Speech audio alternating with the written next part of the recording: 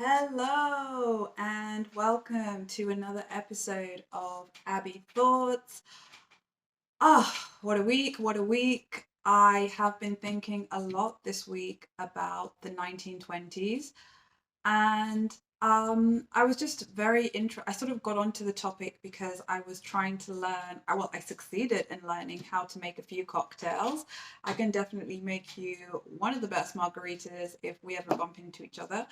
And so, yes, I was learning how to make a few cocktails the other day, and I was learning about the history of cocktails as well, just to get a bit of reference, get into the right frame of mind.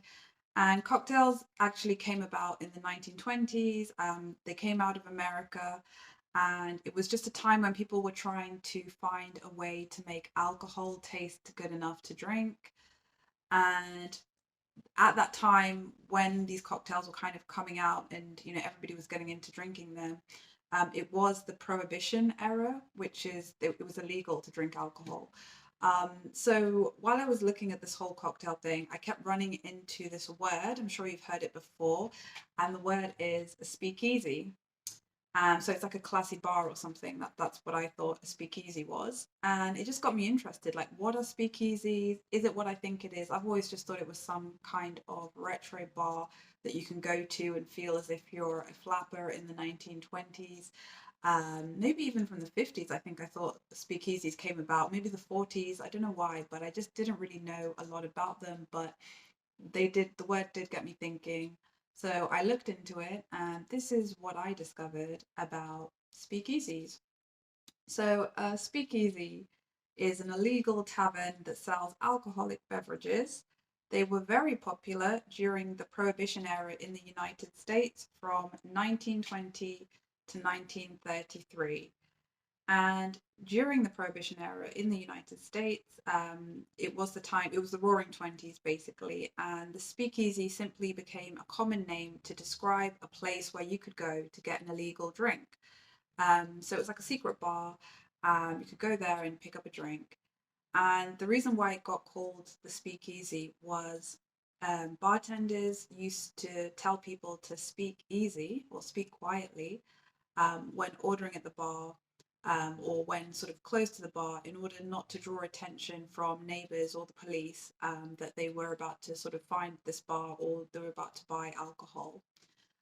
Some people do say that it's comes from Britain, where a smuggler's house used to be called a speak softly shop. Again, same idea, let's keep it on the quiet, don't say too much. You don't want people to know about this location or this place, so speak easy. And the name stuck. Everybody started calling it a speak easy. So you would typically find them in attics or basements or back rooms, or they were often behind a legitimate business. So you might go to what you thought was just a cafe or a soda shop or a flower shop, even a funeral, even a lot of funeral homes.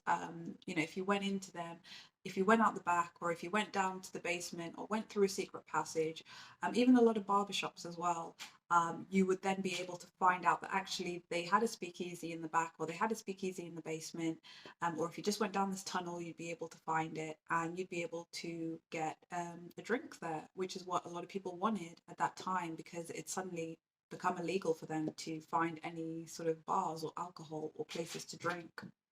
So a lot of these venues, some of them were just could only fit like two or three people. They were just a really mini little venue, or they could be huge kind of ballroom type situations where they could pack in 2,000, 3,000 people, all able to dance and do whatever they needed to do before they went back to their lives. So what's quite fun, and I'm sure people have heard this somewhere before, but if you wanted to get access to these hidden bars, you would need to know like a secret password or a specific handshake or even like a secret knock to be able to get in. It was their way of knowing that you were cool, that you knew about this place and you weren't just sort of like a police person or somebody who'd heard something but hadn't actually been given the keys to the kingdom, so to speak. So, yes, a lot of those funny ideas about secret knocks and secret handshakes and secret passwords, it all comes from that whole speakeasy culture that kind of sprang up in America during the 20s. And everybody used to go to these speakeasies. Everybody did need a drink. And it was the first time that you were really seeing all groups of people come together, because it was the first time they were really in a situation where they couldn't easily go to their local. So they had to sort of seek out these places to drink. And so it was quite unusual, but it became very normal to find, factory workers, mayors, police chiefs, judges, mine workers, shop workers, all sat together, all drinking, all dancing to the same music, all enjoying the same entertainment. And that came about because of the speakeasy, because of this hidden nature of having to, bring everybody together in this one place. Something kind of funny is that a lot of speakeasies were often located behind doors painted green. So a lot of speakeasies were started by Irish kind of pub owner types, tavern owner types. They obviously have quite a strong drinking culture anyway, Ireland. So when these Irish immigrants came over and then they're suddenly not allowed to drink anymore, which isn't going to happen with a lot of Irish community members. If I'm wrong, then forgive me. But they started their speakeasies, and a lot of the speakeasies were painted green. Sorry, the doors to these speakeasies were painted green, which again was like a secret sign to people who knew. And so for a lot of people during Prohibition, if you saw a door painted green, it normally meant, oh, that's a speakeasy. And it was very common, especially in Chicago, where there are a lot of Irish immigrants, a lot of Irish community people. And I guess with green, there's that connotation of like luck and all that kind of thing, and good fortune and all that kind of idea that goes behind the color green. So yes, if you ever see a green door anywhere, you might want to see if possibly you found a speak easy. Something really interesting about speakeasies that I'm not sure if a lot of people are aware of is that a lot of these bars, these speakeasies, were owned by organized crime, owned by mob bosses, owned by um, kind of gangsters, and the main reason for that is that there was a lot of money to be made from speakeasies, and they saw that opportunity and wanted to make sure that they got to profit. So I think at one point Al Capone, who's one of the most notorious gangsters of that time, he was making about 100 million a year, 100 million US dollars a year just from his speakeasies and bootlegging, and that's about 1.2 billion. Sorry. Sneeze.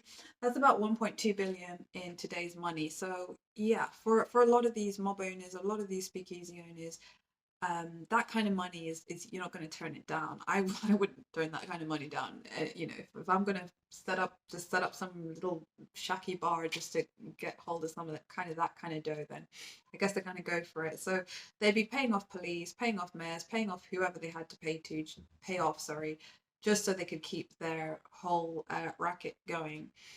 And speakeasies were very, very popular. I always thought speakeasies was like maybe four or five, and only a few people knew about them, but everybody knew about them. It was such a huge deal. In New York alone, there was about 80,000 speakeasies by the end of the 1930s. And in Chicago, there was 10,000. In Detroit, there was 15,000. And yes, some of these speakeasies only had two or three people, but it makes sense. They really took off. They made a lot of money, and people wanted to go to them. So anybody who could was starting a speakeasy.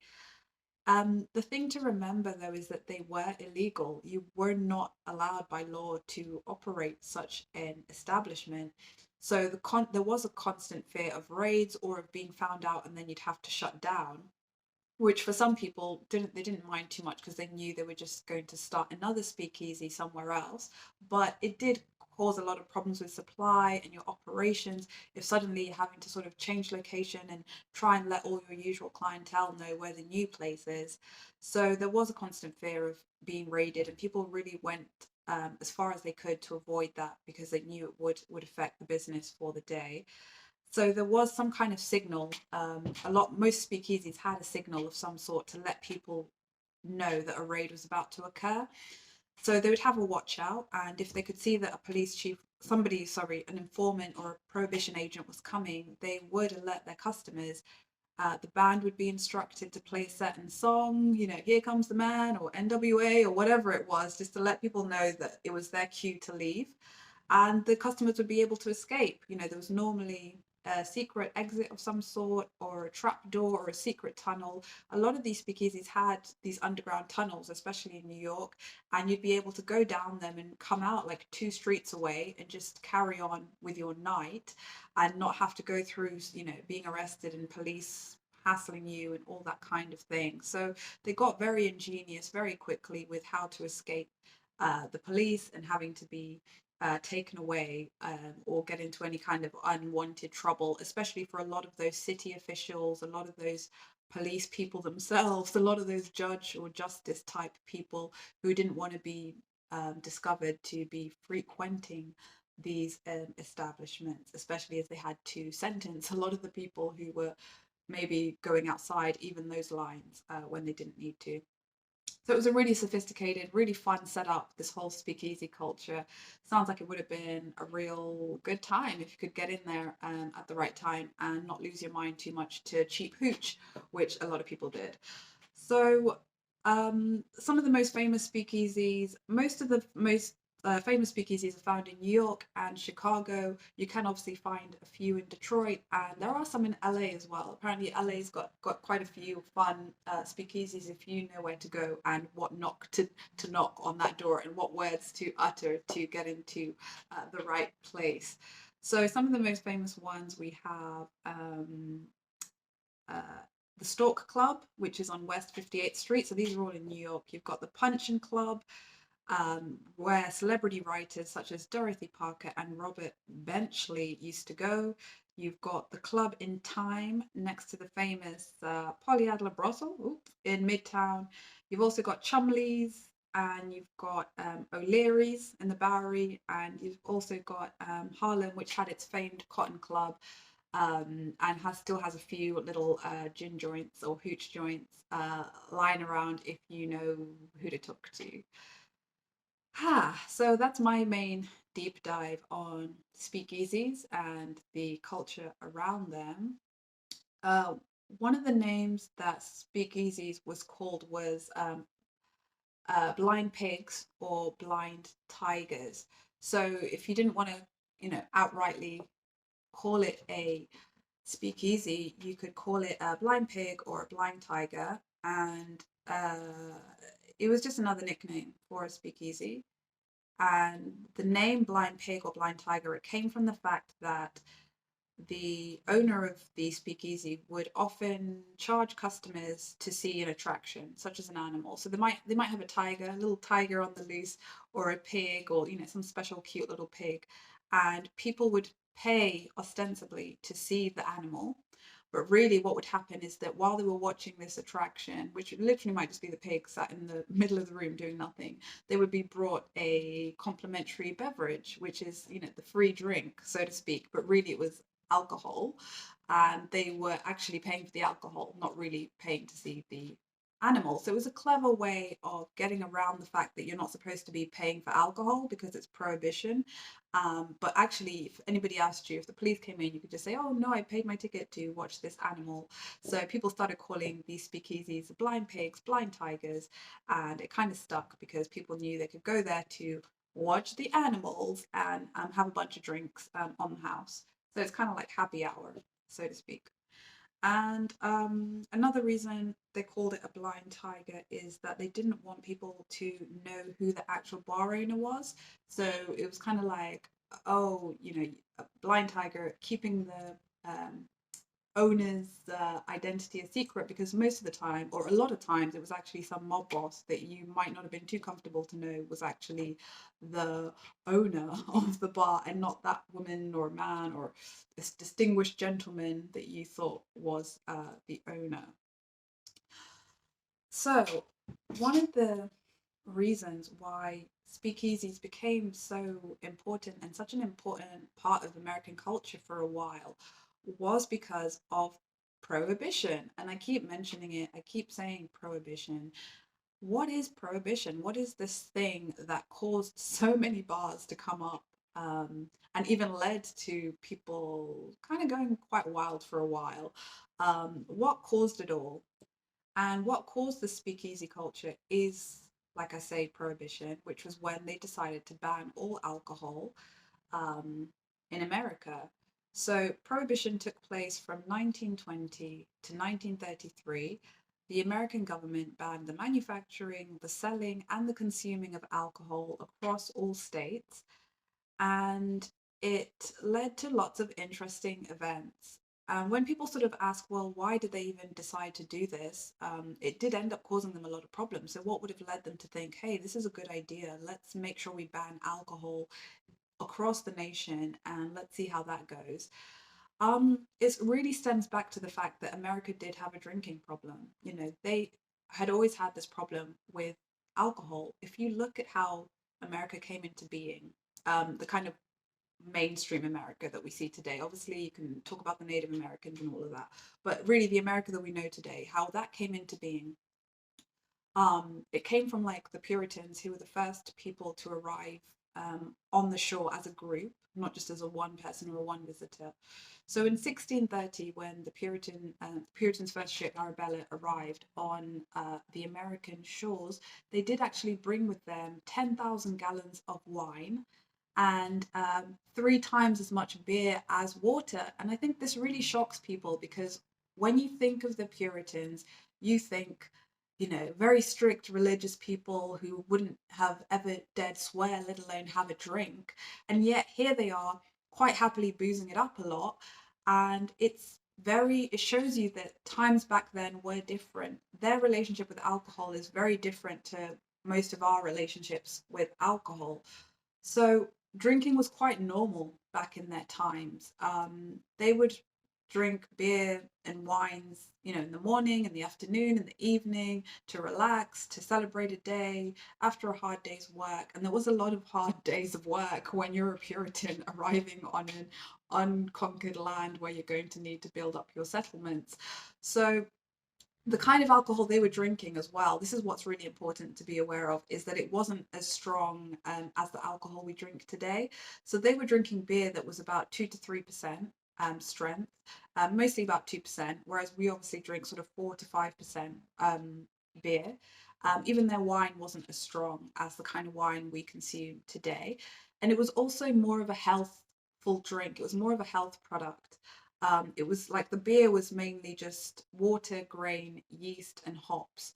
So it was a more healthful alcohol. It had like a porridge consistency almost. It was almost like an oatmeal drink, like a meaty alcoholic beverage that you would drink. It had a lot of calories, so it was quite nutritious. You could have it in place of a meal sometimes, and it gave you a lot of energy and ability to kind of work in the fields, to have a good dinner, to get your belly full. And everybody drank it. Kids drank it, parents drank it, aunties drank it, you know, police chiefs drank it. Everybody used to drink these kind of beverages. Also, because water wasn't that safe to drink back then, they didn't yet have water treatment facilities. They didn't yet have, you know, nationwide sanitary water. Some people knew how to maybe heat their water and make it clean, but a lot of people didn't. And it was just a lot safer to drink these kind of alcoholic health beverages than it was to try and find or drink supposedly clean water, which there wasn't a lot of. So alcohol was quite a normal part of colonial American life, and it wasn't that frowned upon. The problem is people started to drink rum and whiskey, so distilled spirits became very popular, and that's a whole different ballgame compared to beer and wine. So at that time, 1600s, 1700s, 1800s, the colonies are being founded. They discovered like the Caribbean. They started making these various drinks, and rum is one of them, and they're importing it into America, and people have never seen anything like it. It tastes great. It makes them feel great. I mean, it drives a lot of them insane. It destroys their livers, but it is a great time. So people started drinking these really strong distilled spirits that they'd never really drunk before, and they were getting hooked on them. You know, they made them feel alive, and they were also realizing that they couldn't rely as much on their imports. So they started making their own homemade drinks, including whiskey and bourbon, which are very American drinks, because you've got to think there's the Irish, the Scottish immigrants coming over, the Spanish, the Italians, and they're bringing their alcohol drinking culture, and they're all kind of mixing or learning different brewing methods. You've got the Germans as well coming over, really strong beer drinking culture. So all these different groups are finding out ways to make new batches, new brews, new drinks, trying out different things. And one of the drinks they're coming out with is a lot of whiskey and bourbon. And so they're making as much as they want to because no one's restricting them. They're taking up the field space with as much of this as they want to, and people were getting very drunk, very ill, very violent, and it was causing a lot of problems. So people were aware that there is a need to kind of curb the drinking. It's getting out of hand, and nobody's really taking these people to task. You had this very kind of male-driven saloon drinking culture, but people could see it was causing problems. Women were complaining a lot because they were getting beaten up by their husbands, who would leave home as these nice, sweet, mild enough men going off to the fields. They would then stop off at the saloon on the way home, drink these really hard drinking liquors, and then come home and just, they've already punched out whoever they've punched out in the saloon, and now they're coming home and they're taking it out on the wife and kids. So women were really upset about it. They were really aware that like this drinking thing has gotten out of hand. This isn't the people who used to drink beer and be fairly pleasant. These are like maniacs. And then you've also got, a lot of fights and violence and people shooting each other and hacking off limbs off each other, and stabbing each other with this, stabbing each other with that. And then there's a lot of loss of productivity. So employers weren't happy about alcohol because people were coming to work drunk and being unable to even like do anything that productive. Like they were managing to work, but it was very sloppy. It was very useless almost. The army had a big problem with alcohol. The soldiers weren't training properly. Nobody was being orderly. Trying to recruit people to even be in the army was a task. So alcohol was just, even businessmen were having issues with alcohol, just all over the shop. They were spending all their paycheck on alcohol instead of the family and their legacies. So it was just all over the shop. People knew that they were in a bit of a situation when it came to alcohol. And I think by the sort of 1900s, when they've had the Civil War and they've realized, look, we managed to tackle this really big social ill of slavery and the problems that was causing. Now we can tackle other social ills. We've learned that we can do it. I think women especially realizing like we've fought for things and we've seen it come to pass. So let's fight this evil or this social ill of alcohol. So they started campaigning for more temperance, for people to be more responsible with their alcohol intake. And quite a few men, especially, saw this and thought, you know what, instead of just campaigning for temperance, let's take it all the way and make it part of the American Constitution that we just don't drink. So they, campaigned and they campaigned. They got all these different groups to come together, including like the ASL, which is the Anti-Saloon League, members of different groups like the women's movement, the KKK, businessmen, any groups they could, they all came together around this issue of alcohol. And because it was so many different groups that they were able to bring together around this one issue, they actually got to pass their law in Congress, in the American government. They got them to make it the 18th Amendment that you couldn't drink. So it really did become part of their constitution that they were going to be this nation that guaranteed equality for all, but also guaranteed that people didn't drink. And so in 1917, the 18th Amendment of the the 18th Amendment to the United States Constitution was passed, and it prohibited the manufacture, sale, or transportation of intoxicating liquors. And it was ratified and put into law on January 16th in 1919. And so it seems like, well, that's great. They've achieved what they wanted. Surely that should be the end of it. That should be the end of drinking. Everybody should now be happy families. No more alcohol bearing down on people. No more pressure to have to drink and be a part of this whole drinking culture. You can now go into work, get on with your work, go home, take care of your kids, take care of your family. No more mass problems. But that is really not what happened. we've seen obviously with the speakeasies that something seemed to have caused people to feel that they still had to drink, and not only just drink, but drink even more than they were drinking before. And when you look at it, one of the reasons why prohibition really failed is that unfortunately the timing was so bad. Like the timing for when they brought this into law, kind of like one of the worst times you could tell people not to drink. So you've got the end of World War One. So already, it's 1918, 1919 when they passed this law. The World War has just ended, which America really helped win for people. So everybody wants to celebrate. They want to celebrate that they were the heroes, that they saved a lot of people. A lot of these people they were helping were their relatives. They were people they'd just left as immigrants and come over to America, and now they're going back in to help save the situation, and they do. So people want to celebrate the end of World War One. They'd also, like I said, they won these battles against a lot of social ills. They've put to death slavery, and they've also, like, women have just won the right to vote. So they're like changing a lot in terms of society, and they want to celebrate that. Women wanted to celebrate their newfound independence. They'd just been working in the factories and whatnot during the war, so they've been earning money, and they suddenly have disposable income to spend on themselves, and they've been buying all these new dresses and new fashions and going out and making themselves feel great. A lot of self-care is going on, and part of that is drinking, having a good time. They're listening to jazz for the first time, and it's just this amazing sound. It's fresh, it's young, it's hip, it's totally different to anything their parents ever listened to. It's not stuffy. It's also not racist, because for the first time, slavery had ended, and a lot of Black people moved up to the north in the Great Migration, and they brought with them their music, their celebration, and they're happy. They want to celebrate. They're no longer forced to just live this slavery lifestyle.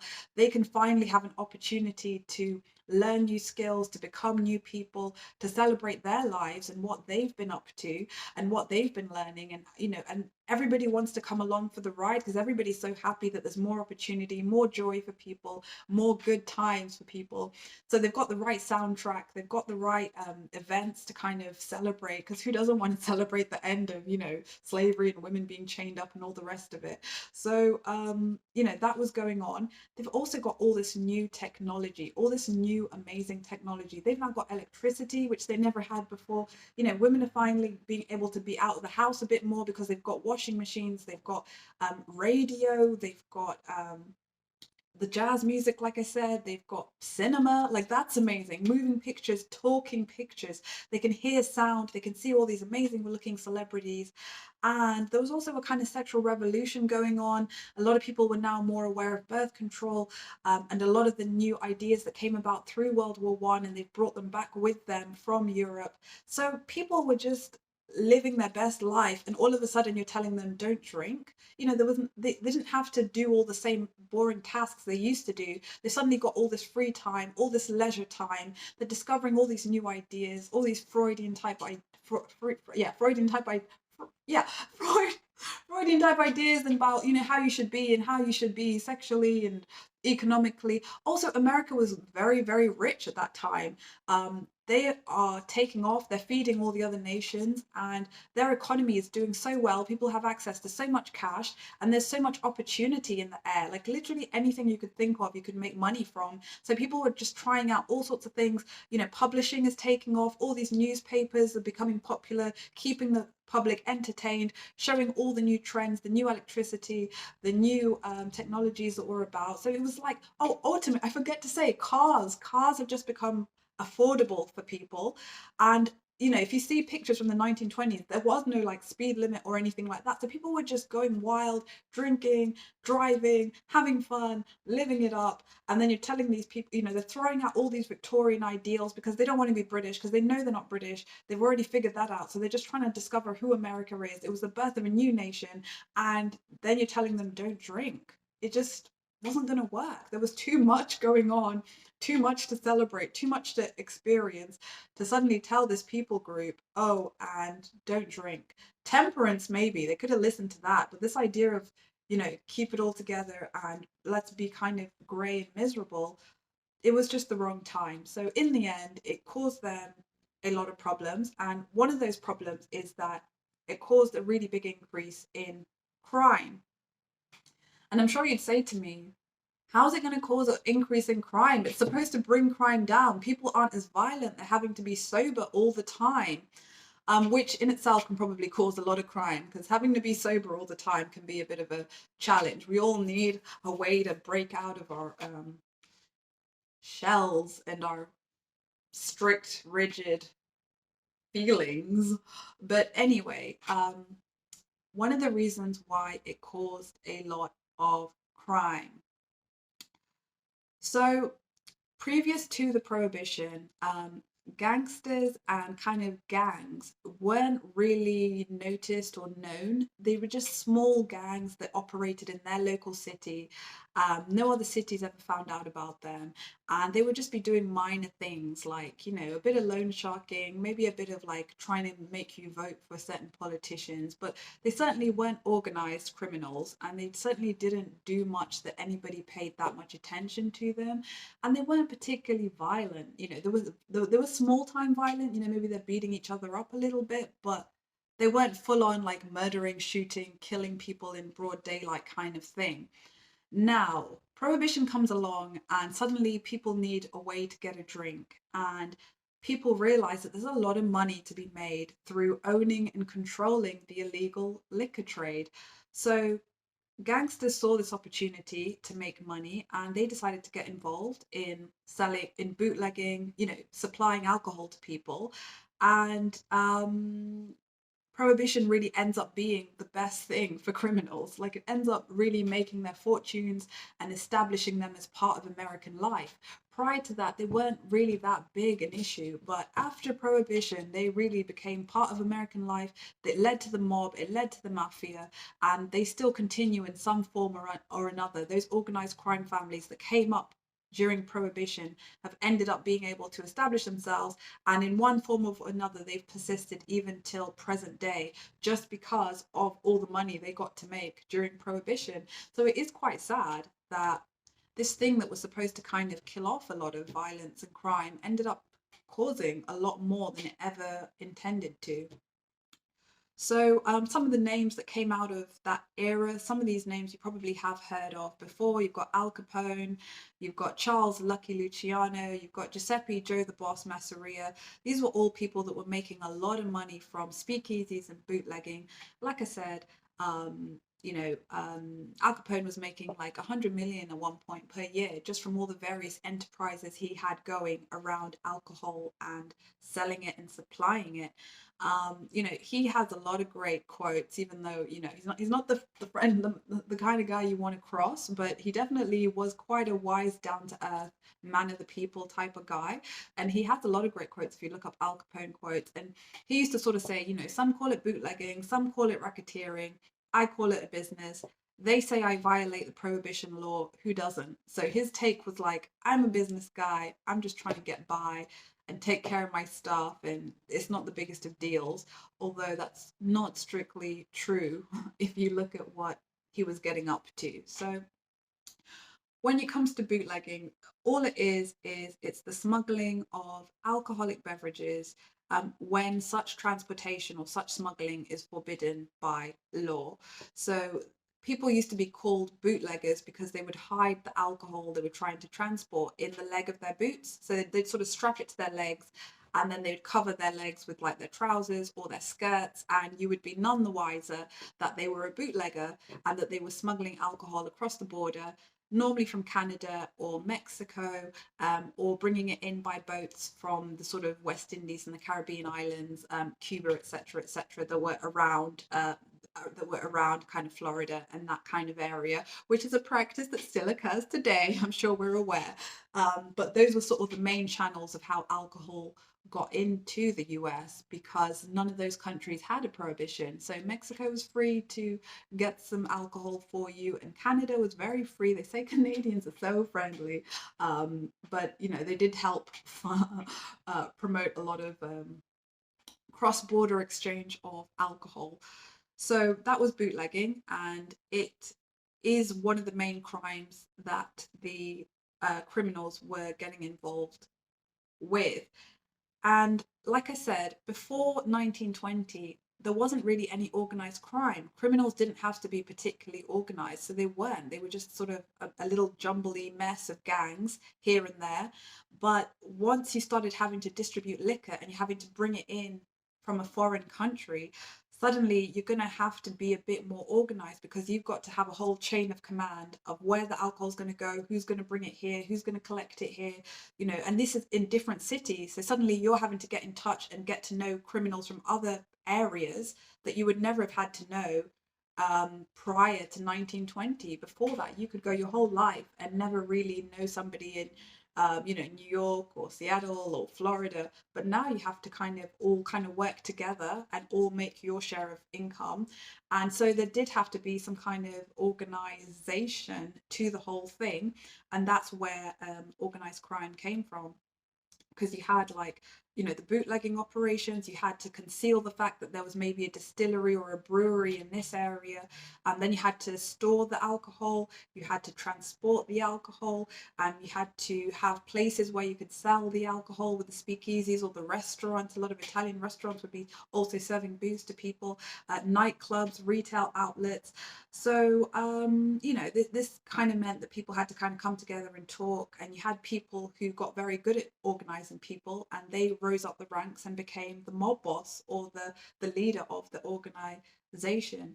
So a lot of reason why that a lot of violence came about is that these gangs wanted to secure and enlarge their territory. So they wanted to make sure that they could own as many blocks of the trade as they could, because more areas means more money. And they were making that much money that it was real life or death stuff. They didn't feel like any price was too high to pay to make sure that they were the people in charge of as much of the money area as they could get a hold of. So if you have watched a series like The Wire or Power, which I did watch quite a lot of, it gives you an idea of the kind of dynamics of it all, and how people are always kind of trying to push it out a little bit more and gain a little bit more of an area so that they could make that little bit more money, and kind of get as much of the pie for themselves as they could. So you know, it led to a lot of murder. They were always about killing the competition and getting them out of the way as soon as possible. One of the areas also with bootlegging, once you started off in bootlegging, you could then branch off into other types of areas of alcohol, but also other crimes. So you didn't just have to stick with bootlegging. You could sort of do, you know, you could diversify and do it all. You could do the racketeering, you could do the gambling, you could do the money laundering, you could do the prostitution, you could do, you know, the loan sharking. So there was a lot of different areas that you could then start to get into once you were making money, a lot of money off this one area. You could also make sure you had other money streams coming in. So people became very sophisticated in the types of things they were doing, and that's why you got to see a lot more kind of sophisticated crime and mob boss activity. Money laundering became a big thing. Again, it wasn't really a big thing before 1920, but suddenly people have a lot of cash that they're making from the alcohol.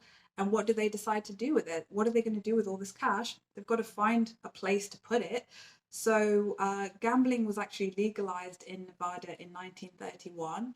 And so a lot of Prohibition era mob money actually ended up going into the new casinos and hotels that were being established in Las Vegas. So that's also an aside that grew a lot of different industries for people. So you know, a lot of the crime that we have today, a lot of the criminal groups and the syndicated crime that we have today, prohibition was kind of the reason for it, like I said before. So all that bootlegging, it did lead to a lot of gang wars, a lot of murders. Just going to give you a kind of typical scenario that a lot of cities were facing during prohibition. So in Chicago, which is one of the main crime spots that came about, and it still is to this day, I'm sure people are aware of that.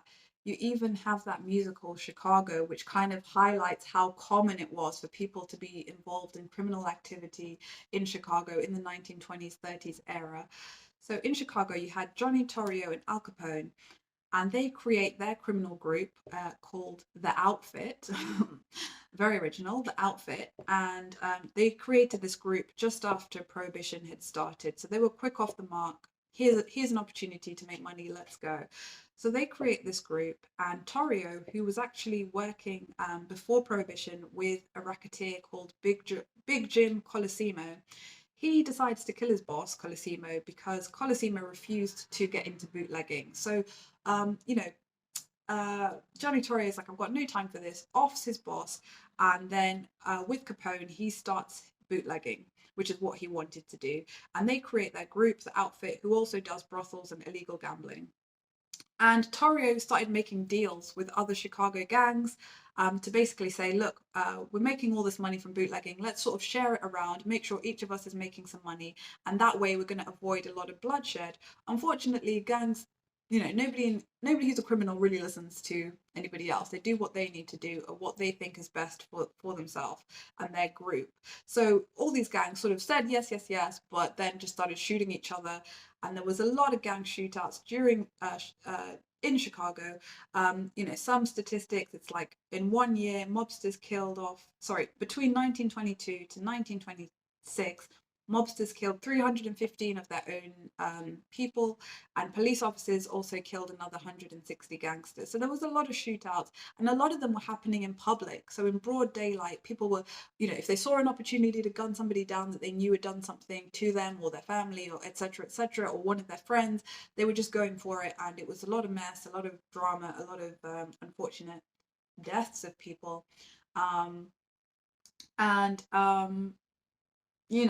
The outfit was a mostly Italian American group, and they were mostly fighting sort of Irish and Polish gangs, and a few Jewish gangs. And you had people like Dion O'Banion, Jaime Weiss, and George Bugs Moran.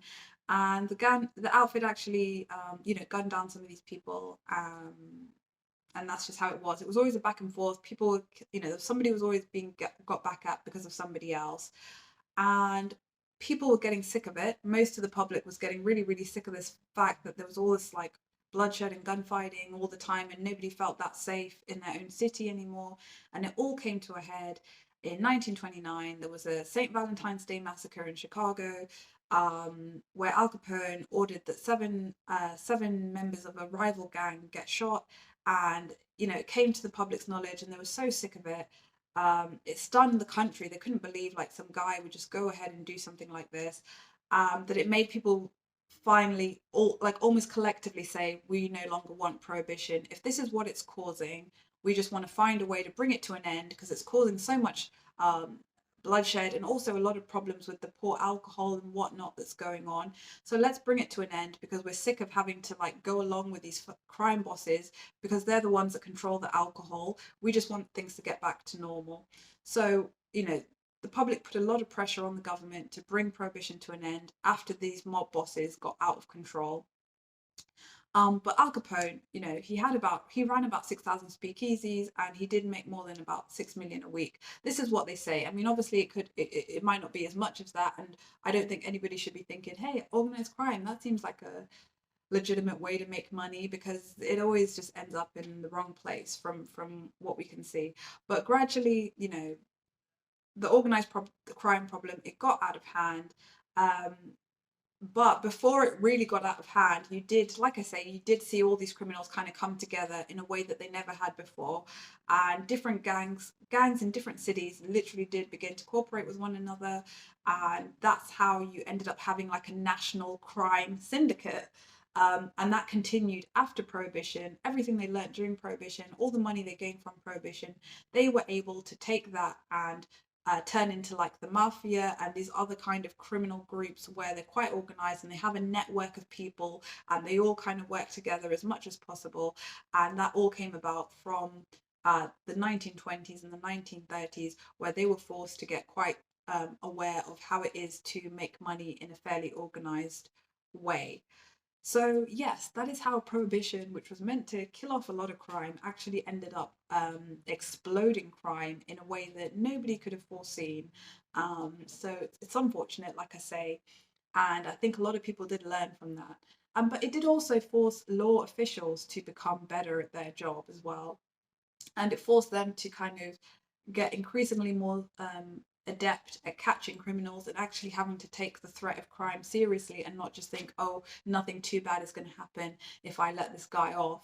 They actually had to start really getting serious about tackling some of these criminal elements that were causing so many problems for themselves and for the public. So yes, there you have it. Crime did pay for a little while. Crime really did pay, but eventually people kind of got things under control. And Al Capone was arrested, and he did go to jail for 11 years. So they were able to catch him in the end, and they did catch a lot of these mob bosses, or they were gunned down. So either way, they did eventually sort of come back to some kind of balanced position, but they did spark a lot of unfortunate incidents in the process. Um, but there you have it. If anybody ever sort of tries to say that there is no link between organized crime and prohibition or the drinking culture of that time, you can direct them to this episode and tell them that yes, actually, there were people that really did profit. Some of the most unexpected people profited from a nationwide ban on alcohol. So one of the other things that I also noticed this week, sorry, about prohibition, is that the quality of alcohol that was available, it wasn't that great, surprisingly. Gotta give myself a break.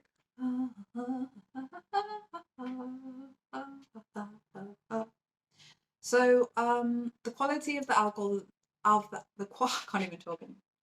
The quality of the alcohol that they were selling in the speakeasies it did, some of it was very good, but most of the time it was quite poor. And it was the fact that it was kind of cheap liquor that led people to try and, mix it up and add different flavors to it so they could disguise the taste of this cheap liquor. So another reason that they would use cheap alcohol was because they knew it would make them more money. So they wanted to increase their profits. So they would actually have very good quality whiskey, good quality rum, but then they'd water it down so that they could make more money. And also, a lot of people turned to making their own alcohol because they knew if they could sell it on to a bar owner, they could make a little bit of money. You also had the mafia, the mob bosses. They would be telling people, like, they'd be going to family members and say, hey, make some, bathtub gin, make some homemade wine. Here's the sort of the ingredients. Just get on with it, and then I'll give you this much money once you've made a batch, and it'll be a good sum for you. And then they had access to like cheap supplies of liquor close to home, and they weren't having to maybe go so far as importing as much when they could get people in the neighborhood to make up batches of this cheap liquor. So a lot of the homemade alcohol was pretty gross. Bathtubs of the 1920s weren't all that hot to begin with, a lot of dirt and grime, but also people weren't, chemists. They didn't really know a lot about what it took to make good quality alcohol. They didn't have the internet. They didn't have that great an education. They were just surviving by their wits for a lot of them. So, they would find anything they could find, they would try and put it in to make the alcohol sort of taste a bit bitter, because that's all they knew, that alcohol tastes a bit bitter um, and is a bit fermented. So they would be adding anything they could. They were also making things like moonshine, which is like methylated spirit basically, and they would just be any sort of wood or grain that they could find, even things like dead rats they would put into these alcohol mixtures. And when that got to you in the bar, you would taste it and say, oh my God, this is disgusting. I can't drink this.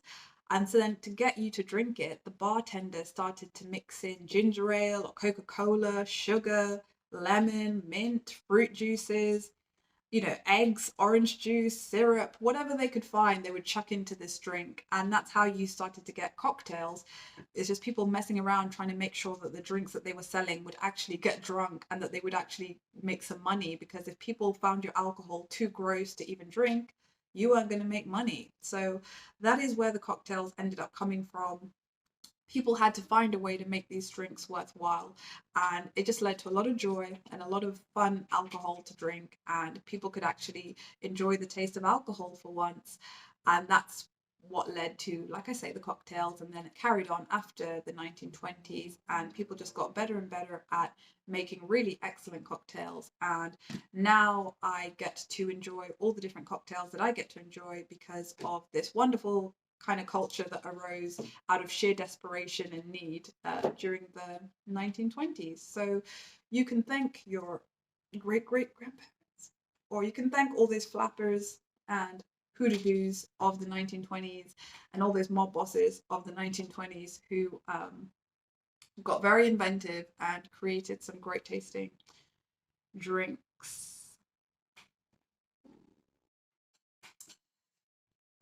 So yeah, there you have it. The issues with the organized crime, obviously, and how that really made prohibition kind of not a great thing in the end. But culturally speaking, prohibition was important in a lot of ways for America, and especially the speakeasies themselves. They actually led to a lot of improvements in the social life and the culture of America. So I did mention jazz music, and jazz is really a music of the 1920s. That is when it really came to the fore as an important musical form. And a lot of the jazz legends like Louis Armstrong and Duke Ellington and Fats Waller, they all performed in speakeasies during the 20s and 30s, and that is the time when they became popular. And like I also mentioned, the speakeasies also created a place where men and women could drink together. Previous to Prohibition, men drank by themselves. Women were never really seen in places, in drinking places. But a lot of people, a lot of women wanted to hear jazz music. They wanted to go somewhere nice, and also they were working and earning money for kind of like the first time in their lives, and they had leisure time for the first time in their lives. They were no longer having to be do a lot of work to kind of do the laundry and things like that because of the electricity and the washing machines. So they had a lot more time to themselves, and they enjoyed a drink. They wanted to celebrate their good times, the end of the war and things like that. So they wanted to go to places where they could listen to music, be entertained. Also, they've seen the end of slavery, and they've been campaigning for better treatment for people of color, for civil rights and things like this. Now they're going places where they can enjoy the jazz, and men are welcome to them being there because they know that there's nowhere else for people to go and drink.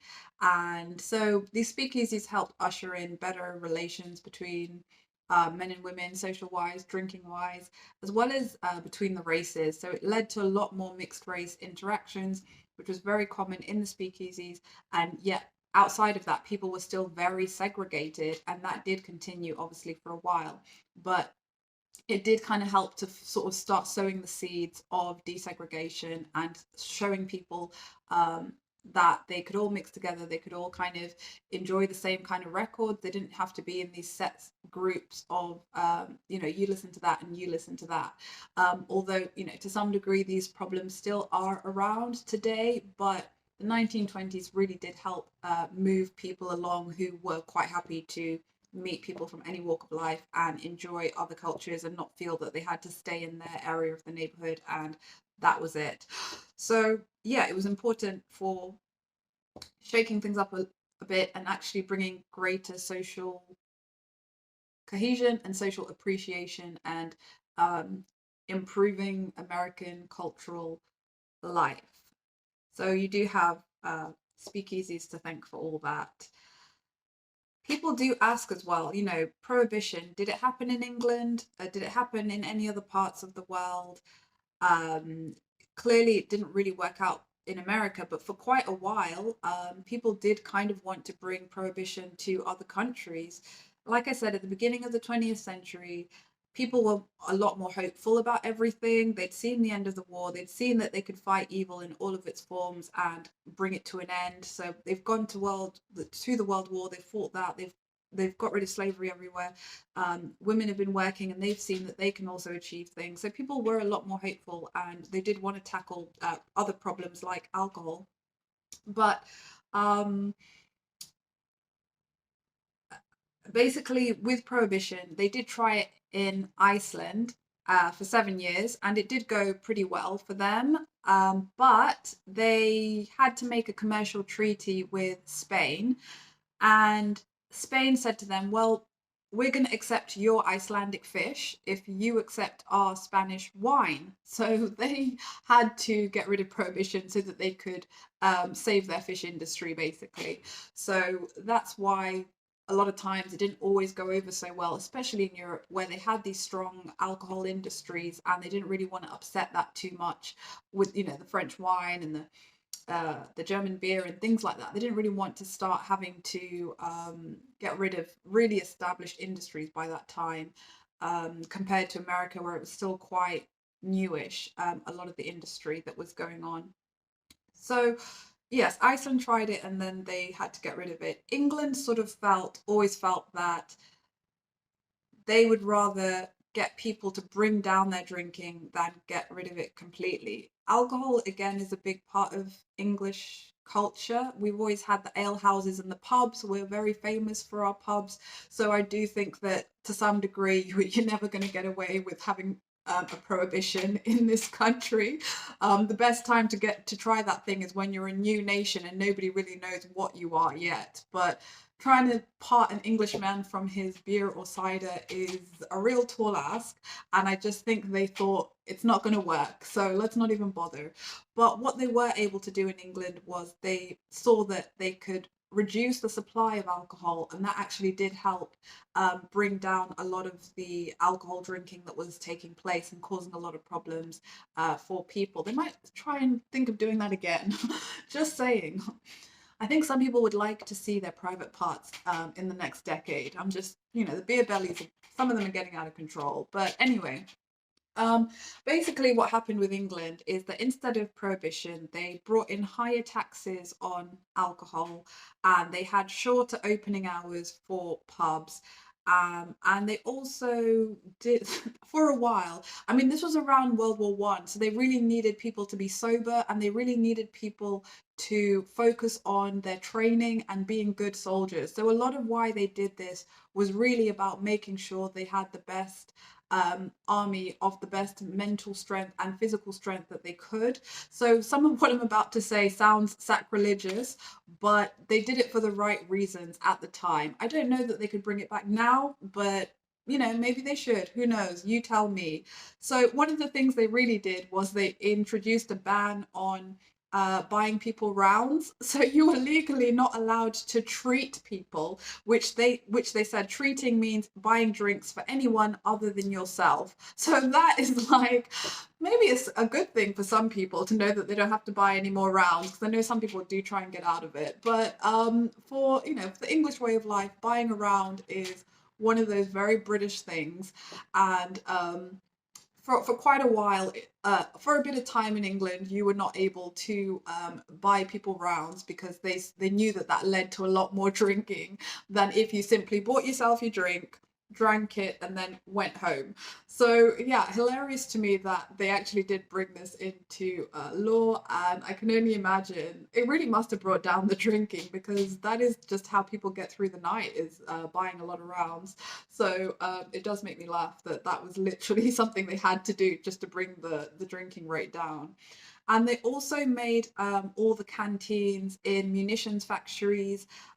They made them really quite amazing, like really great quality, really sort of provided everything you needed, so that people were put off going to other drinking establishments. So they kind of got to enjoy, like, really great meals, really great entertainment, etc., etc., in these canteens. And then they didn't really feel the need to have to like go somewhere else to feel like lifted up, or that they'd had some kind of relief experience from work, because they had these really great canteens. So that was part of their strategy for how to get people to focus more on the war effort and not their alcohol needs so much. So really fascinating. We never had a prohibition here in Britain, and I don't think we would have survived one. So it's all for the best. Do we need a prohibition now, though? Could we handle one now? I think obviously everything I've talked about today shows that temperance is always worth pursuing over an outright ban, because humans will go insane if you try and part them from their narcotics. We are all getting through as best as we can, and how dare you, sir? I think is what ended up being the sentiment that everybody came up with. Also, don't try and bring in a ban on anything after a period of war or famine or shortage of anything, i.e., quarantine. You know, um, you know, yeah, it's just outright bans just seem to drive people a little bit cuckoo. I'm sure like even our prime minister couldn't stay away from a gathering when he's told not to. So it's like as soon as you tell people don't, you're guaranteed at least 40% to 60% to 90% of people are just going to shoot off into the other direction of what you just tried to stop them from doing. Um, so that kind of brings me on to modern speakeasies. Has anyone been to a modern speakeasy? Um, I'm pretty sure I've been to a few modern speakeasies. They're just kind of like cabaret style bars, right? I think I've been to one. I'm sure I've been to a modern speakeasy, but I was just really glad that I got to find out all this information about speakeasies this week. I had no idea it was such a huge deal. I really did think you would just find the odd one or two. I had no idea it was this whole big worldwide, well, not worldwide, but whole American-wide thing that everybody got in on and everybody was very aware of, and it created a lot of like fun, intrigue, spy type drama for the everyday person from the bottom of the pile right up to the top. So everybody did get to kind of be in on something quite fun and clandestine. And it must have been a real mad time to be around. And I just don't think you can recreate that kind of thing. I don't know if I have a real respect for modern speakeasies because I feel like the cat's already out the bag. They already like showed you the steps. So you're just trying to like, can you really recreate something that was so natural and crazy and special and kind of magic? Can you really bring that same kind of feel or even experience to the modern day person? Or do we have to come up with our own thing that's also quite strange and clandestine and unthought of and quite mad but wonderful all at the same time? So, it does get me thinking, can you really recreate such a thing? Um, but you can still go to a lot of the speakeasies that stuck around even after Prohibition, especially in New York and Chicago. You will be able to find out or source quite a few different speakeasies, many of which still have a secret password or handshake or knock on the door that you're supposed to use to be able to get in. Also, speakeasy culture spread to all parts of the world. So you can, London, Tokyo, Korea, Hong Kong, there are speakeasies all over the world. In Europe, you will find speakeasies. They're all over the world. And they all started off in America, but they did spread that idea to all parts of the world. So even today, you can go to a speakeasy or find a hidden bar somewhere, and you can tell them technically this is a speakeasy or this is a blind pig or a blind tiger, and you can enjoy all manner of cocktails knowing so much about what you're doing thanks to people like me, who got a bit curious and decided to do a deep dive. So I would love to know if you've ever been to a speakeasy, either a secret one or a public one, because some of them are just ordinary everyday businesses, and they're quite open and honest about the fact that they're a speakeasy bar you can go into and order a decent martini. So yeah, have you been to a speakeasy, either secret or modern? Did you have to use a password? What was the password? Can you recommend any good speakeasies to me? And I can potentially pass them on to people I deem worthy. And yeah, what is our equivalent of the speakeasy? What is the thing we're doing that's so special, like what they were doing?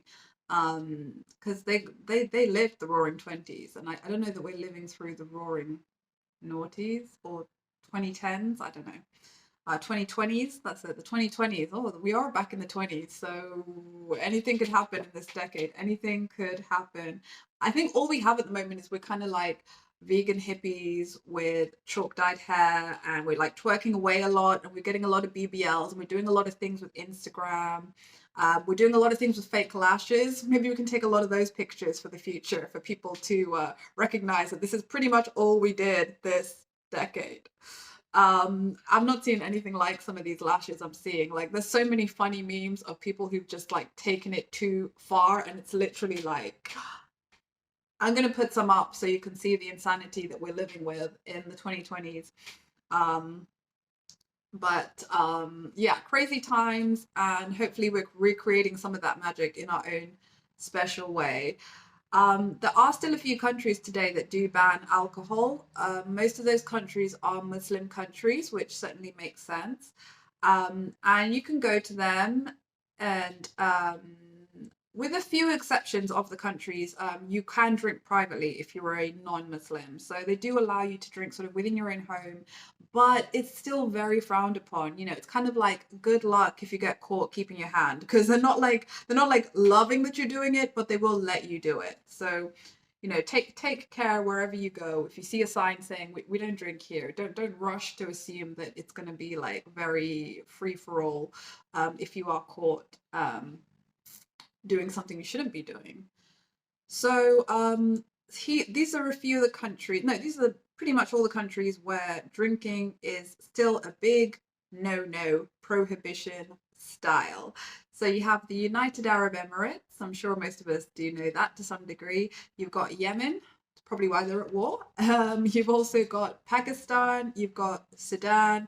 You've got Saudi Arabia, Somalia. You've got Mauritania, Libya, the Maldives, Iran, Kuwait, Brunei, Bangladesh, and also some states in India do have a ban on alcohol. So all the greats are there, and yeah, they do have bans on alcohol, and they really discourage people, if not outrightly say never, from drinking. So if you are somebody that wants a dry holiday with a side helping of terror, you should definitely check out one of those countries.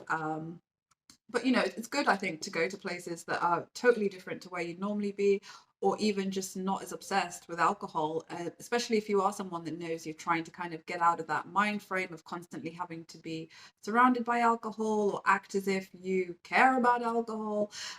It's probably a little bit of a different insight, a welcome relief, possibly if you're in the right place, to be somewhere where you're not sort of constantly expected to be having a drink in your hand and doing that whole dance. So yeah, I mean, I don't know. I think those are quite tough countries to go to, obviously, if you're not there for like a very specific reason. But like I say, maybe a dry holiday is just what you need. You let me know. So that is my deep dive on speakeasies and drinking culture in general. And the next story that I was thinking about a lot this week, I heard a very modern story, very of our times, totally out, you know, forget that old decade. We're now into our decade. I was reading of a woman who was left confused when her pal, who she went to dinner with, asked her to split the £73 dinner bill. The problem is that this woman only actually ordered one dish, and it was a £13 dish. But her friend ordered about 4 dishes, and even purposely said, "Oh, I'm ordering a bit more food because I want to keep some for the week, and I want to have something to eat. You know, I don't want to cook this week, so I'm going to have something to eat."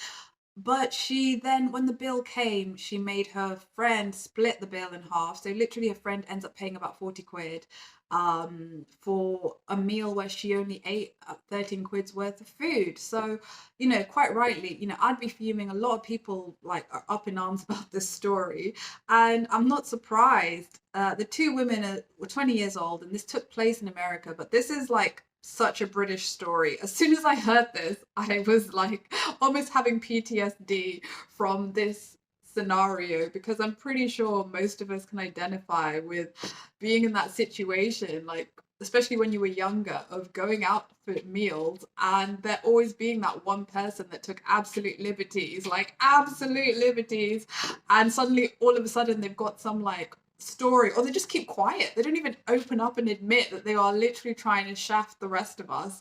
And everyone's going, oh, where's this missing 20 quid? Or like, where's this missing £12? And so is just sat there knowing full well they haven't paid for their drink or their dessert or whatever it is they added on. And the rest of us are now like jumping in to, pay their part of the bill, so we don't have to like sit there and awkwardly try and talk, like share some information with the waiter. So I can definitely understand her like, what, WTF reaction.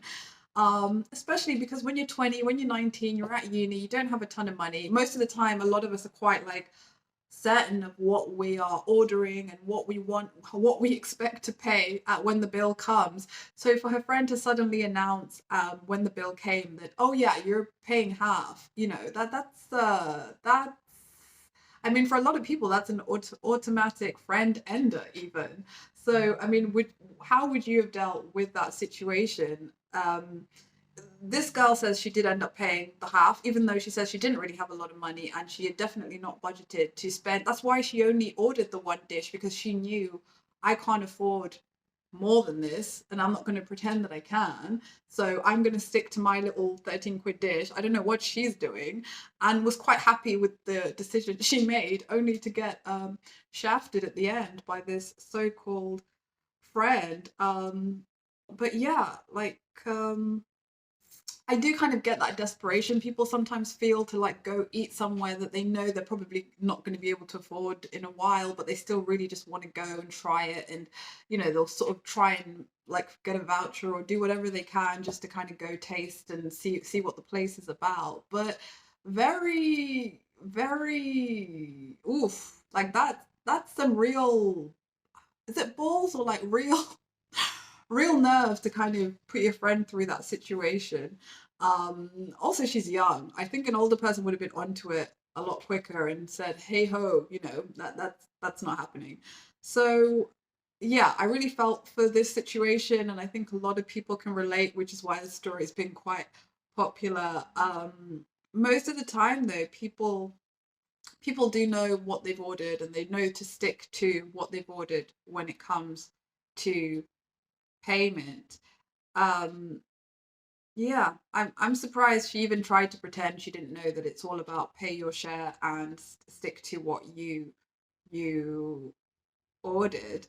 I'm not even sure why she was inviting people out for dinner at 20 anyway. It's not Wolf of Wall Street. It's like you're not running her company here. Why are you trying to take me out to dinner at 20 years old? It made no sense to me. So even that would have been like alarm bells when she's like, we're going to dinner and it's going to be at this high end, because it was like a relatively high end restaurant.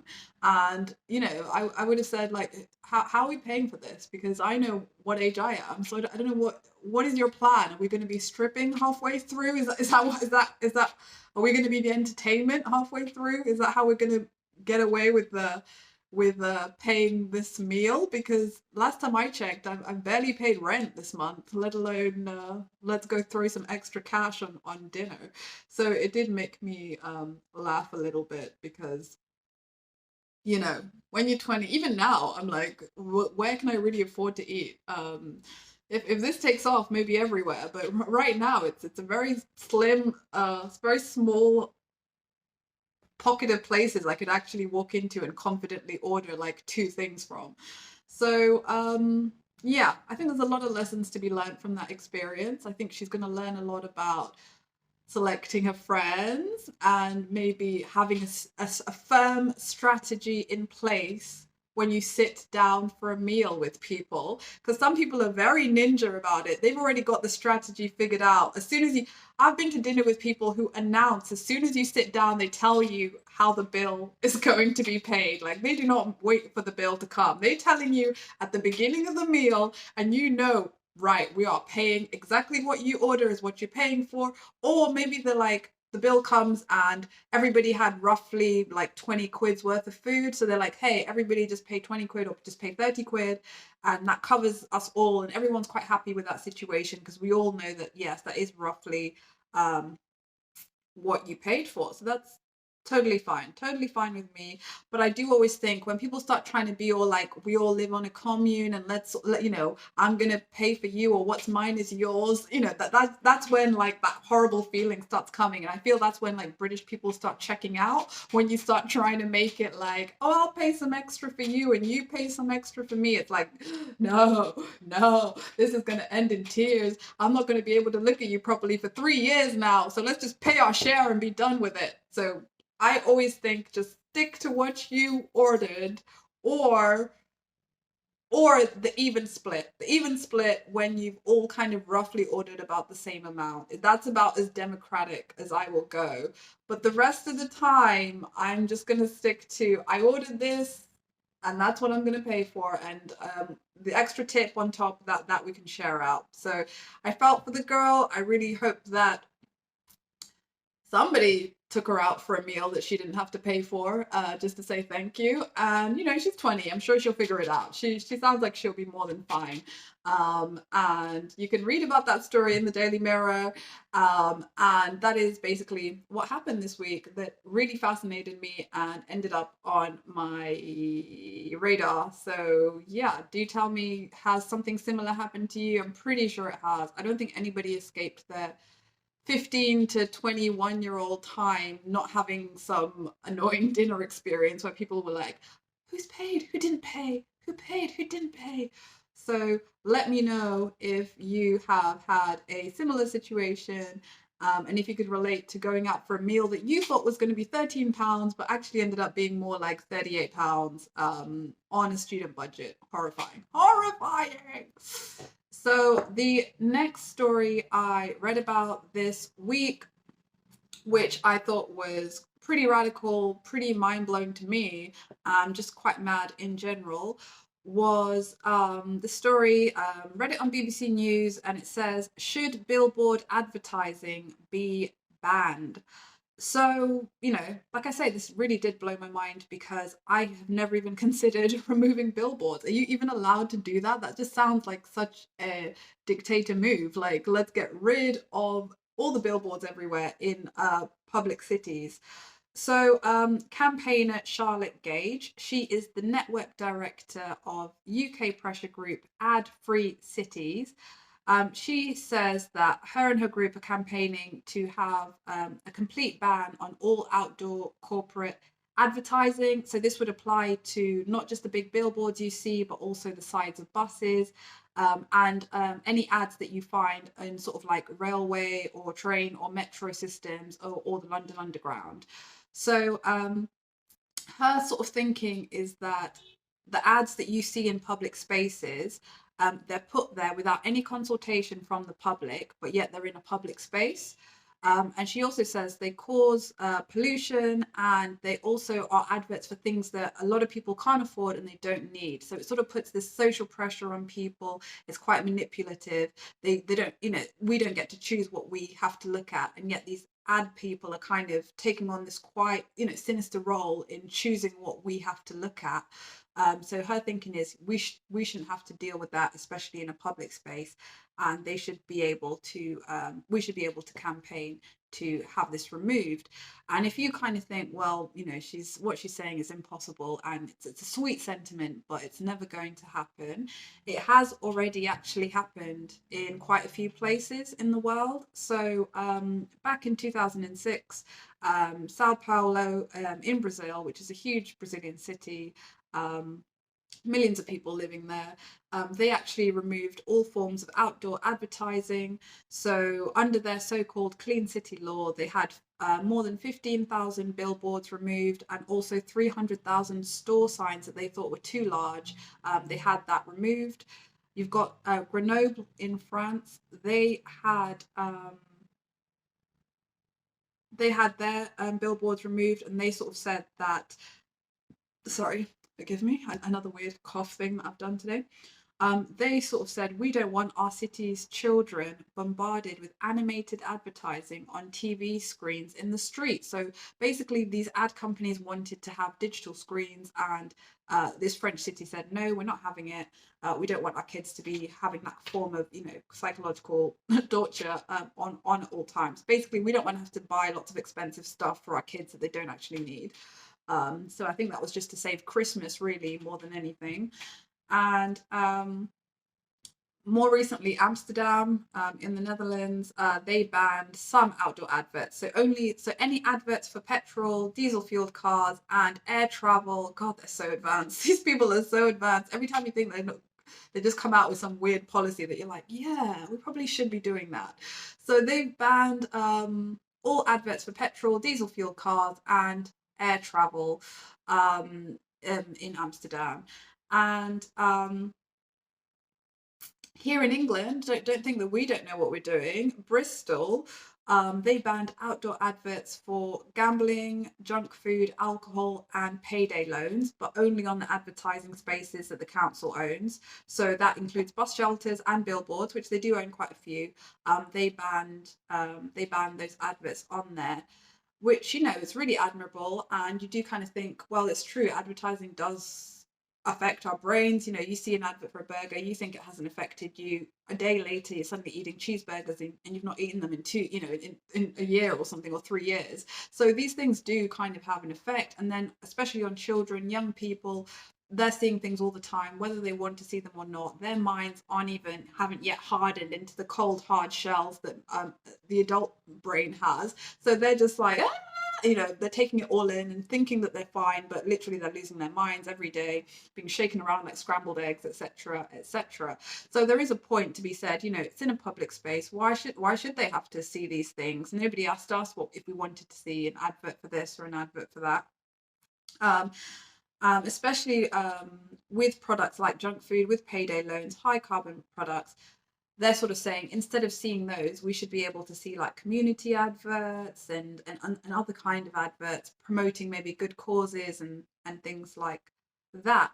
But you do also have the other side. I mean, they are providing money, especially for our councils, these advertisers, and unfortunately we do need those kind of money to keep the world going. You do need a bit of advertising. It's helped make YouTube a very useful, helpful place to a large degree.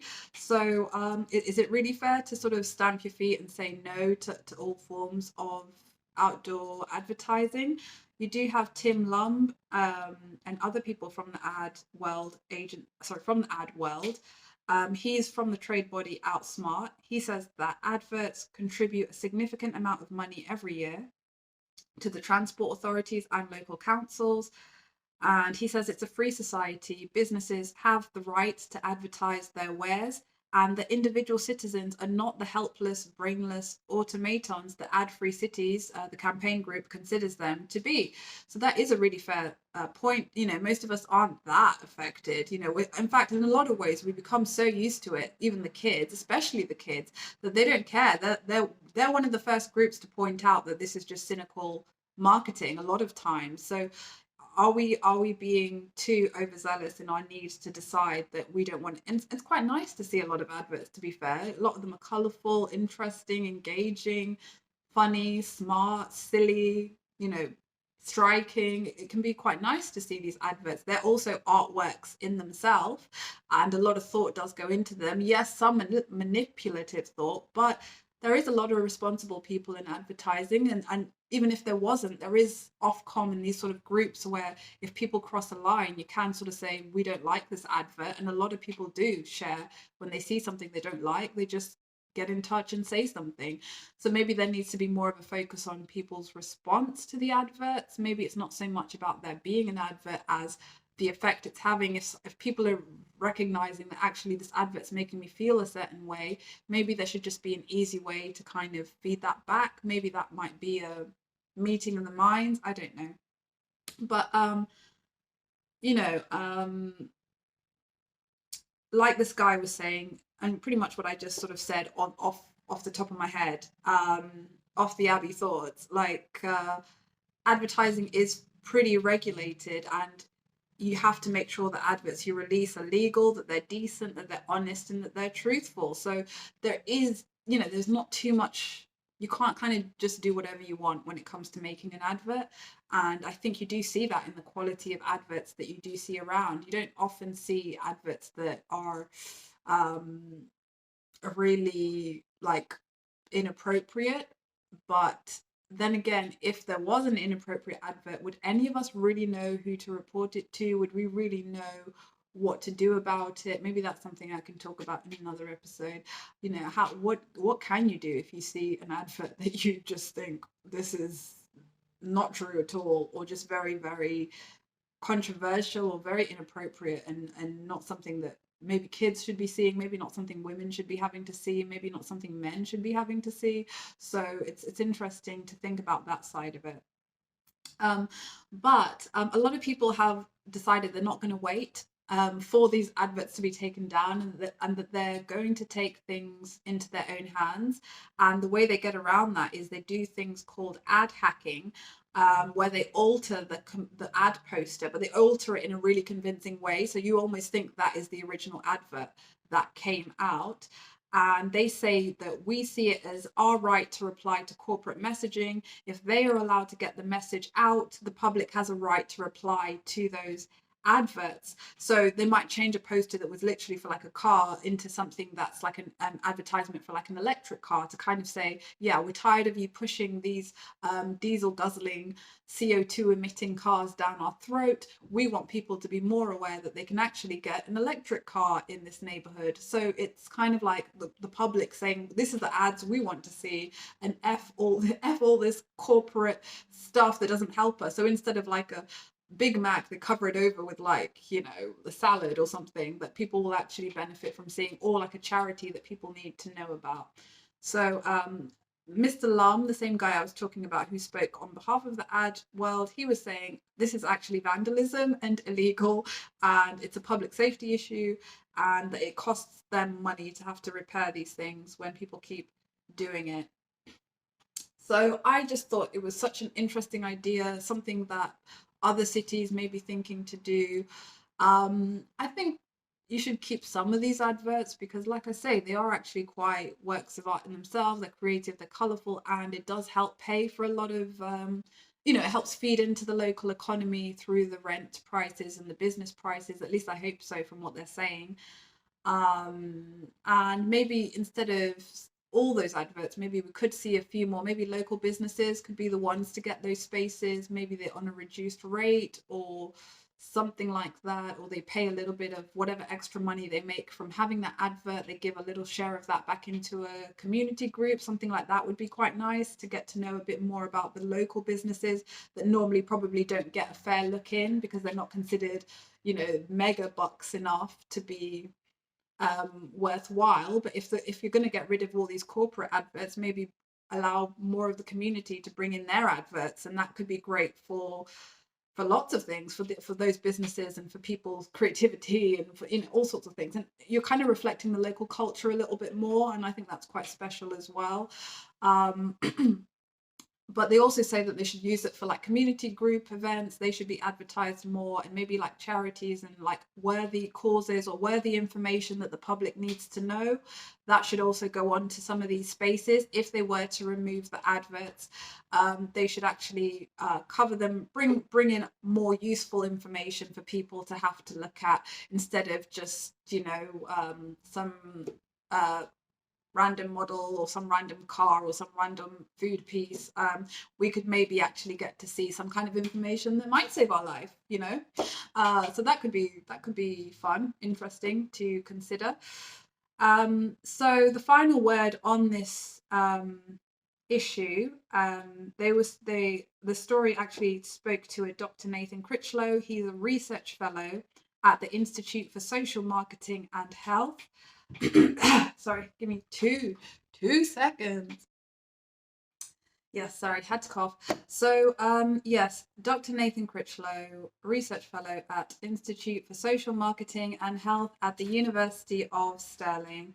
And he says there is consistent evidence that exposure to marketing for unhealthy commodities, such as advertising for alcohol or food and drinks high in fat, salt, or sugar, is associated with increased consumption, including among children and young people, or associated with consumption among children and young people, including among children and young people. And he also points out that after Transport for London banned such adverts starting in 2019 across their network of tube and overground trains, buses, and trams, he says that a study just last month found that that policy they had of banning such adverts has prevented almost 100,000 obesity cases. So I think that is really great example of seeing how out of sight, out of mind. You don't have to think about these things so much when it's not constantly being shoved in your face. And then you're suddenly wondering why you need to buy some Oreo cookies or buy some chips, etc., etc. So it kind of brings it all down a little bit, which is fairly helpful for a lot of people. And like I said, a lot of people who are campaigning to have these adverts removed, they say they'd rather see community arts, murals, local projects, and renewed green spaces than just a giant billboard for no real reason. So do let me know if this sparked any thoughts in you, if it made you feel like, actually, yeah, I would like to see a lot less adverts around me. I do feel I'm a bit bombarded, or you sort of feel, hey, it's a part of life. Ad revenue does help the councils, the various councils, and it's not the worst thing in the world. And for most of us, we probably don't even really notice anymore. It's such a part of life that it's almost like a tree in itself, an advert. It's become a part of our culture for a long time now, and maybe would be a little bit sad to no longer see some of those messages. So let me know, have they taken it too far? Is there a need to reduce or even do away with completely a lot of the adverts we see around us? And the final thing that's been on my mind this week is that Charles has been our monarch now for a week. And, congratulations to him. How is it feeling, people, now that we have a new king? Are you completely over the whole Queen thing now, or is it still a lingering thought in your mind? And Charles has released his first official photo as Monarch, and obviously with the official photos, they're always trying to send some kind of message. And with his, people are saying, it's a lot less formal than the Queen's typical photos, and so I think he is trying to project this message of him being a more informal, more relaxed type of monarch. He's not going to be as sort of stiff as the Queen, but in the picture he is obviously at work, with the red boxes, doing his tasks as monarch. So he is all about saying, I'm straight in, doing the job, getting to work, about my day as I should be. Yes, I am a little bit more relaxed. I'm not as authoritarian type figure as the Queen might have been, but I am certainly getting on with the tasks of the day and what the job demands. So no shirking my responsibilities, basically. And yeah, he's getting straight down to business. He's getting on with the job, but we should be seeing a less formal monarch going forward, I think, is basically what he's trying to tell us. So if you are still grieving in any way, if you still do want to look back on what's been going on Queen-wise, do have a listen to my Queen special episode from last week. I will post up a link in the description of this video, but also just, have a Googles of the Abbie Thoughts, or go onto my channel and you'll be able to catch last week's episode as well. And that is pretty much everything I have to say this week, everything that's been on my mind. Let me know if anything surprised you, if you learned anything, especially about the 1920s and what a lot of people were up to. Maybe I should look at 1920s England. Did we kick things off in such spectacular fashion? We didn't really have jazz, but I'm pretty sure we did by the end of the decade. So that was the drill of their day. So they really did get into it. But yeah, do leave me some comments, subscribe, tell me how you're doing. Let's really just continue the 20s, well, the 2020s, and do our best to make sure we're um, leaving behind a whole slew of interesting things for people in 100 years from now to talk about. And yeah, do take care of yourselves. Bye.